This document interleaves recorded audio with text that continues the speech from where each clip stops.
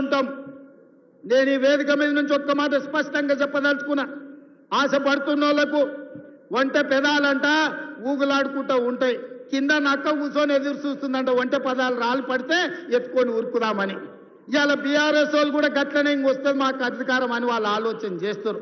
94 నుంచి 2004 2 సార్లు టీడీపీ అధికారంలో ఉంది. 2004 నుంచి 2014 వరకు 2 సార్లు కాంగ్రెస్ పార్టీ వైఎస్ రాజశేఖర రెడ్డి నాయకత్వంలో అధికారంలో ఉంది. 2014 నుంచి 2024 వరకు చంద్రశేఖరరావు అధికారంలో ఉన్నాడు. 2024 నుంచి 2034 వరకు కాంగ్రెస్ పార్టీ కార్యకర్తల అధికారంలో ఉంటారు. 10 ఏళ్లు తెలంగాణ గడ్డ మీద కాంగ్రెస్ జెండా రెపరెపలాడుతూనే ఉంటది. 2035కు తెలంగాణ ఆదాయాన్ని $1 ట్రిలియన్ ఎకానమీగా మార్చి ప్రపంచంతోనే పోటీ పడే విధంగా తెలంగాణ రాష్ట్రాన్ని తీర్చిదిద్దుతాం. శాతనైతే మామొస్తాడో, అల్లుడొస్తాడో, బామార్దొస్తాడో, బిడ్డొస్తాడో, మొత్తం కట్టగట్టుకొని జాతంతో వస్తుందో రాపో బిడ్డ మా కాంగ్రెస్ పార్టీ కార్యకర్తలు చూసుకుంటారు. మీరందరూ ఒక పక్కన నిలబడండి, మా కాంగ్రెస్ పార్టీ కార్యకర్తలు ఇంకొక పక్కన నిలబడతారు. 10 ఏళ్ళు ఎవడు వచ్చినా, ఎవడు ఏడ్చినా, ఎవడన్నా పోయి బాయిలో దుంకి సచ్చినా ఇందిరమ్మ రాజ్యమే ఉంటది, రైతు రాజ్యం ఉంటది. వ్యవసాయం దండుగ కాదు, వ్యవసాయాన్ని పండుగ చేసి ప్రతి కాంగ్రెస్ పార్టీ కార్యకర్తను వాళ్ళ జీవితాన్ని ప్రజలకు అంకితం చేసే విధంగా మన పరిపాలన ఉంటుంది. తెలంగాణ మోడల్ ఇవాళ ఎస్సీ ఉపకులాల వర్గీకరణ భారతదేశంలోనే అమలు చేసిన ఏకైక రాష్ట్రం తెలంగాణ రాష్ట్రం.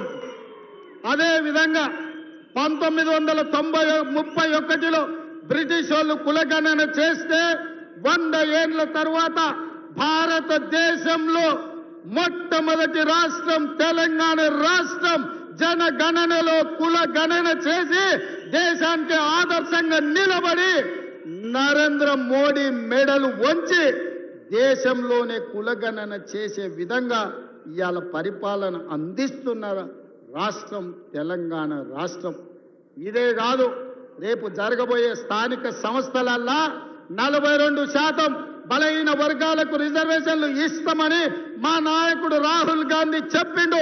అక్కడి సూర్యుడు ఇక్కడ ఉదయించిన 42% స్థానిక సంస్థలల్లా వార్డు మెంబర్లు, సర్పంచులు, ఎంపీటీసీలు, జడ్పీటీసీలు, జిల్లా పరిషత్తులు, మున్సిపాలిటీలలో 42% రిజర్వేషన్లు అమలు చేసే విధంగా మన పరిపాలన కొనసాగుతుంది. పాలితులుగా ఉన్న వాళ్ళను పాలకులుగా చేసే వాళ్ళను ఇవాళ మనము చేస్తాము.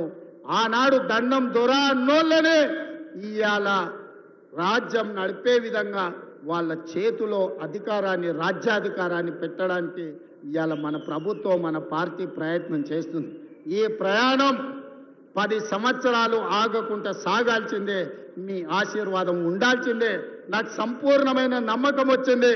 తుంగతుర్తికి వచ్చిన తర్వాత వేలాది మంది ఇక్కడికి వచ్చి ఆశీర్వదించి అండగా నిలబడి, ముఖ్యంగా మా ఆడబిడ్డలు, మా అక్కలు, మా చెల్లెళ్ళు, ఈరోజు ఇందిరమ్మ రాజ్యంలో మాకు రక్షణ ఉంది.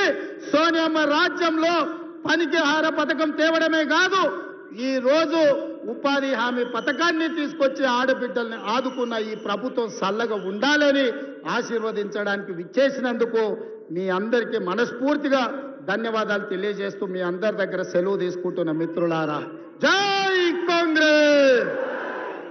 గట్టిగా ఆ పక్కలో ఆయన గుండెలు ఆగాలి. ఊర్లో ఇంటికాడ టీవీలో చూస్తుంటే గట్టిగా వినిపించాలి, సరేనా? జై కాంగ్రెస్, జై జై కాంగ్రెస్. ధన్యవాదాలు మిత్రులారా.